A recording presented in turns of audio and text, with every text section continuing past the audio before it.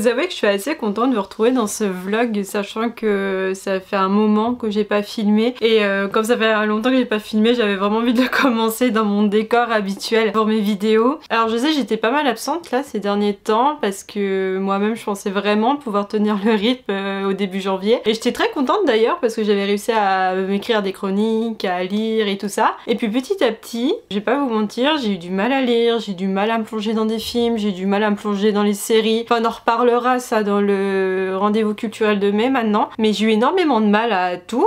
Et donc du coup j'avais plus de matière en fait à vous présenter. Et en fait c'était un cercle vicieux. Moi j'arrivais à lire, moi j'avais de matière et moi j'avais envie de faire de choses. Même sur Instagram, alors que j'avais prévu plein de petites choses sur Instagram. Et en fait ces derniers mois, je suis rentrée dans une sorte de petit cercle vicieux qui fait que je me suis un peu perdue ces dernières semaines. Voilà. Pour plusieurs raisons qui me sont perso, donc voilà, j'ai pas forcément les énoncer ici, mais je me suis beaucoup perdue, j'arrivais pas à recentrer ce qui est important pour moi et j'avais l'impression de donner trop d'importance à quelque chose qui, certes, à un certain temps ça vaut la peine, mais pas tout le temps. En fait. Et donc voilà, donc je me suis un peu perdue, c'est en gros l'histoire du truc. Et là, je suis encore plus contente de rentrer dans ce vlog parce qu'actuellement là, je suis en convalescence. Je suis en convalescence. Officiellement là ça fait 4 semaines que je suis arrêtée. Je me suis fait opérer il y a 3 semaines. Autant j'aime être chez moi, autant là je commence à me faire un peu chier. On va pas se mentir. Parce qu'autant pendant 2 semaines après mon opération, j'ai ma mère qui est venue. Ça m'a fait du bien déjà mentalement de pas être seule là parce que même si c'était juste une opération sous colioscopie là ou je sais pas quoi, bah c'est quand même fatigant. Enfin pour moi c'était fatigant parce que déjà juste bouger quand vous avez ça tire sur les cicatrices c'est pas évident. Pour vous donner une idée, genre les premières semaines j'arrivais même pas à me lever de mon lit normalement. Enfin, c'était surtout le premier jour c'était assez drôle. Et moi mon plus gros défaut là c'était surtout l'alimentation. C'est pas encore revenu à la normale, hein. Je mange pas non plus énormément en ce moment. Enfin bref je sais pas pourquoi je vous parle de ça. Ah oui parce que pour vous dire voilà, que je suis en convalescence et que là ma mère est partie. Ça fait une semaine qu'elle est partie. Enfin quelques jours en fait où elle est partie et j'avoue que là je commence un peu à tourner en rond toute seule. Enfin bref et comme je tournais en rond c'est là que ça devient plus intéressant en fait. Et comme je tournais en rond, bah à un bout d'un moment je me suis dit en fait Anaïs ça fait longtemps que t'as pas fait de vidéo, mais ça fait depuis quand que t'as pas fait de vidéo? Donc j'ai repris tout ce bordel là et en fait c'était lié avec une grosse fatigue mentale là de ces dernières semaines, un peu ce que je vous ai dit au début là. Et bon bref je vais passer outre et en fait je me suis dit mais est-ce que j'ai envie de refaire mes chroniques comme avant? Donc j'en avais de près, j'avais des livres que j'avais lus, j'avais pris des notes sur des livres. Je me suis dit ce que j'ai fait en chronique, pas en chronique, enfin bref je vais quand même les faire en chronique, mais je pense que maintenant je vais lire différemment. Pour la simple et bonne raison que j'ai plus cette logique que comme quand j'ai commencé ma chaîne, cette logique de j'aime lire autour de thématiques. Je crois que maintenant je suis moins prise de tête. Vous voyez ce que je veux dire? Je pense que je sais ce que j'ai envie de faire, mais est-ce que j'ai encore envie de lire par thématique? Ça je n'en suis plus très sûre. Donc il va y avoir des petites surprises, je pense ces prochaines semaines. Peut-être que je vais commencer à transformer cette chaîne. Je ne sais pas encore ce que je vais faire quand je dis ça, mais si vous voulez voir un type de contenu en particulier, n'hésitez pas à me le dire en commentaire, ça pourra m'aider. Quoi qu'il arrive, après cette longue intro, je me suis dit Anaïs, il faut que tu reprennes confiance à lire. Après mon opération, j'ai lu de la romance. Je vous en parlerai dans le rendez-vous culturel de mai. J'ai lu de la romance, ça m'a redonné envie de lire. On va dire ça comme ça. Si vous me connaissez, vous savez que je suis pas trop romance, donc c'est assez drôle de dire ça. Mais en tout cas, ça m'a remotivée. C'est ça le principal. Et donc du coup, ça m'a motivée à faire ce vlog. Cette intro est interminable. Il y avait un moment, déjà, j'avais envie de faire ce type de vlog lecture de ça passe ou ça casse. Donc en fait, c'est de prendre des livres, alors je regarde là parce qu'il y a ma bibliothèque qui est là, mais qui sont dans ma palle depuis longtemps. Je les ai achetés à un moment, je pense que ça aurait pu me plaire, mais aujourd'hui je ne sais plus si ça va me plaire. Et pourtant je me dis, est-ce que je leur donne leur chance ou pas? Ou est-ce que je les vire directement de ma bibliothèque? Je les ai pas virés directement de ma bibliothèque, mais du coup je me suis dit, ça serait sympa de les lire en vlog. Je m'explique. Parce que si jamais au bout de quelques pages je décroche, enfin de quelques chapitres on va dire, je ne vais pas les chroniquer. Voilà, je vais pas les chroniquer, mais je me dis ça peut être sympa d'en parler en vlog. Et c'est vrai qu'il y a eu un livre comme ça, je l'avais acheté il y a longtemps, pour vous dire je l'ai même pour ma possession aujourd'hui. Il est parti très vite sur Vinted, c'est pour ça. Où j'ai commencé à le lire, je pense il avait tous les ingrédients pour me plaire. On parlait de voyage dans le temps et tout, mais ça n'a pas marché avec moi. Celui-là, je vous en parle à la fin de la vidéo. Et ce qui fait que je me suis dit, bah je vais faire comme un vlog lecture, bah je me suis dit, je vais prendre un autre livre, donc celui que vous avez vu normalement en intro là. Je vais prendre celui-là, 6 couronnes et écarlate. C'est ça, 6 couronnes écarlate écrit par Elisabeth Lim. Et là normalement c'est pareil, il y a tous les ingrédients pour normalement que ça me plaise. Et là je me suis dit bah celui-là, je vais le lire avec vous dans ce vlog. Et en gros ce vlog va durer le temps que je lise ce roman. Parce que je sais même pas si c'est une saga ou si c'est un one shot, je me suis même pas renseignée pour vous dire. Juste il était dans ma bibliothèque, alors il est pas très vieux hein, celui-là, hein. Il est sorti il y a quoi, 1 an, 2 ans, 3 ans, je sais plus. Qu'il n'y a pas une date d'écrit là. Traduction française en 2023, donc il est sorti il y a 2 ans. Et donc lui je me suis dit bah voilà, je vais le lire en vidéo avec vous et donc ce coup ce vlog va durer le temps de ma lecture de ce livre et on va papoter aussi pendant la durée de ce vlog. Du coup pour pouvoir vous en parler, j'ai commencé à le lire, donc là j'ai lu les 5 premiers chapitres et je vais vous en faire un petit speech. Donc dans ce roman nous suivons Shiori qui est une fille, donc l'unique fille de l'empereur, et cette fille est à la base promise à un prince de 3e rang, il me semble que c'est bien un seigneur de 3e rang, enfin bref, elle est promise à quelqu'un qui lui vient des royaumes du nord et on va dire que ça l'enchante pas vraiment. Et quand on commence le roman, on est au début et elle est censée se présenter à la cérémonie de fiançailles avec lui, sauf que il y a un de ces oiseaux, donc Kiki, je vous explique qui est Kiki après, qui va s'échapper et elle va le poursuivre et donc du coup elle va pas se présenter à cette fameuse cérémonie. Pourquoi c'est important pour elle d'aller rattraper Kiki? Parce que Kiki c'est un oiseau en papier auquel elle a donné vie. Sauf que dit qu'elle a donné vie à un oiseau en papier veut dire qu'elle est en fait elle pratique la magie, enfin elle a la magie en elle, sauf que la magie est interdite dans son royaume, donc c'était important pour elle d'aller rattraper cet oiseau. C'est très brouillon hein, ce résumé, je vous dis, je vous parle comme ça, j'ai rien scripté là pour une fois donc c'est un peu brouillon dans ma tête. Et son père est très énervé puisqu'elle s'est pas présentée à ses fiançailles et donc son père lui dit bah tu sortiras pas du château tant que t'as pas fait une broderie ou une tapisserie, une broderie, j'ai un doute. Et donc je vous disais, donc elle va devoir faire une broderie pour son fiancé, pour aussi s'excuser auprès de la famille de pas s'être présentée, patati patata. Et tant qu'elle l'a pas fini, elle a pas le droit de sortir du château. Et soit disant passant, c'est sa belle-mère qui doit l'aider. Et comment dire que entre Shiori et la belle-mère, c'est pas le grand amour, on va dire ça comme ça. Pour l'instant, je vais juste m'arrêter là pour le speech du livre, pour la simple et bonne raison que pour l'instant j'ai noté en fait des éléments qui sont importants, mais je ne sais pas à quel point ça va être important pour la suite de l'histoire, et surtout j'ai pas trop envie de vous spoiler. Et moi j'ai trouvé ça intriguant pour le moment, puisque en 5 chapitres là on a tout, on a le sketch, hein. Enfin vraiment on a la grande ligne déjà qui est sortie, c'est elle a un fiancé dont elle ne veut pas, qui vient d'un royaume où elle a pas envie d'aller, et c'est surtout que le rôle de la belle-mère là, enfin la belle-mère elle est assez mystérieuse, et on sent qu'il va y avoir une sorte de duel, on apprend entre temps le mystère de la belle-mère, et on se dit ah ça va pas être mal. Donc pour l'instant j'aime beaucoup, j'espère ne pas être déçue. Et alors il y a un truc que je trouve très joli aussi. En fait ce sont les petites grues. Alors déjà la carte, juste la carte est très jolie au début là. Je la trouve très jolie. Et au début de chaque chapitre c'est très mignon parce qu'il y a des grues. Vous voyez ?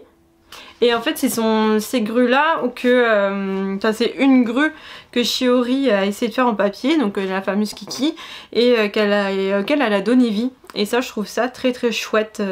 Donc pour l'instant j'aime beaucoup et je vous reprendrai quand j'ai envie de vous en dire plus sur ce livre, ou alors quand j'aurai envie de parler d'autre chose, parce que là maintenant je suis vraiment motivée à commencer ce vlog, je vais essayer de continuer les chroniques que je devais faire, et que je me suis fait une liste de livres à chroniquer que j'avais déjà lu, et voilà, donc j'essaie de reprendre tout ça.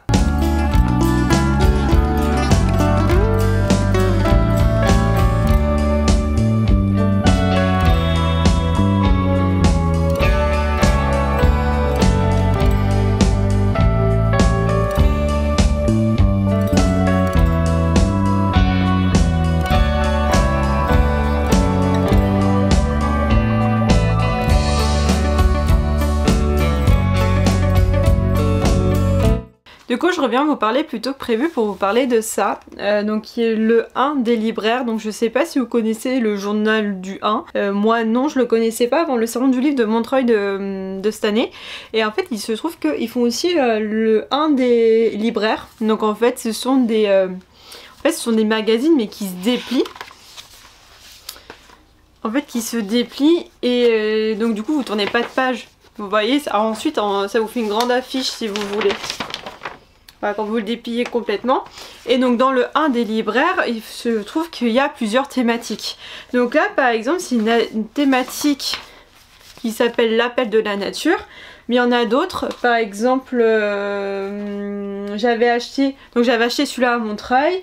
Il y en a un qui s'appelle Voyage en dystopie, donc avec Kafka, Orwell, Damasio, etc. Et j'avais aussi pris celui qui s'appelait Écrire l'histoire. Donc parce que si vous me connaissez un petit peu, vous savez que le genre historique j'aime pas mal. Et l'autre jour j'avais reçu le Mal et nous, voilà. Donc qui s'appelle le Mal et nous. Et pourquoi je vous dis ça? Ah oui, parce que du coup, en faisant un petit point sur les livres que je devais chroniquer, donc alors je l'avais déjà chroniqué, c'était 20 milieux sous les mers. Je vous en parlerai un petit peu plus tard je pense, ou pas, mais enfin non je vais le faire maintenant.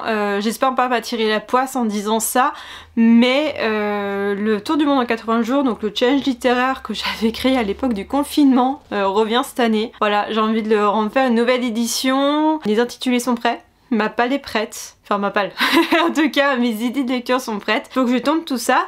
Et comme en 2022, l'œuvre phare de Jules Verne que je voulais mettre en avant c'était 20 milieux sous les mers et qu'au final je vous ai jamais fait la chronique sur YouTube, et que dans l'appel de la nature il y avait un feuillet qui était consacré à 20 milieux sous les mers, bah en fait je voulais lire et effectivement c'était vachement cool parce que au final je peux rajouter des choses dedans. Donc voilà, donc il y a des informations que je vais rajouter. Et pourquoi je vous parle de ça, c'est parce qu'en fait avec chaque thématique il y a un zoom qui est fait sur un livre en particulier. Donc là pour le coup c'est 20 milieux sous les mers, donc on a une deuxième feuille qui est consacrée à 20 milieux sous les mers.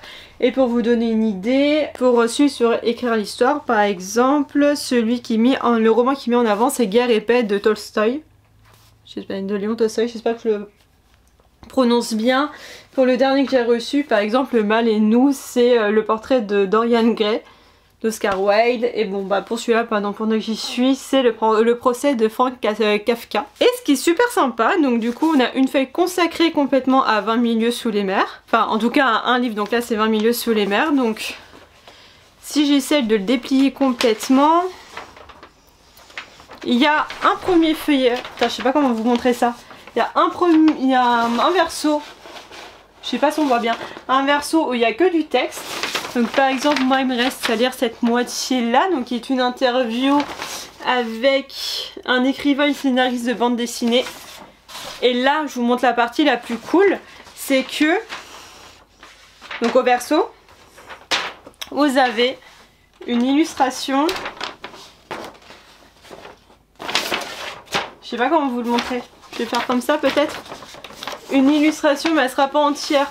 J'arriverai pas à vous la montrer en entière je crois, mais une illustration qui illustre le roman en question. Donc là j'ai une belle illustration de 20 milieux sous les mers et je pense que je vais l'accrocher dans mon bureau à un moment.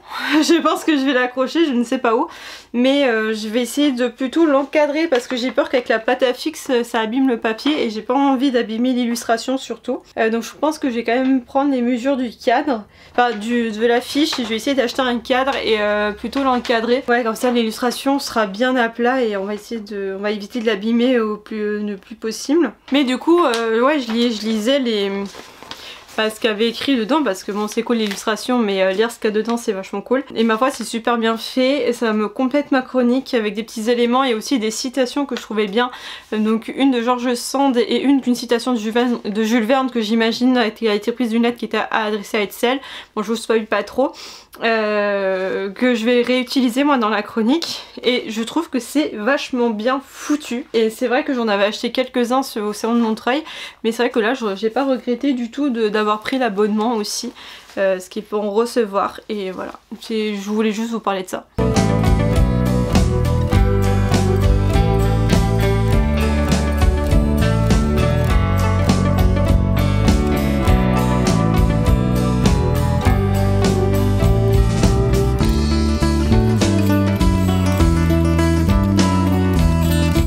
Bon, parlons peu, parlons bien, ça fait juste 4 mois que je suis censée terminer ce vlog et à chaque fois j'ai eu des problèmes de caméra. Donc là j'espère que cette fois tout va bien fonctionner à un tel point que là je fais même plus d'efforts. Genre c'est la fin de journée, mes cheveux sont dégueulasses, je suis crevée, la luminosité est pourrave.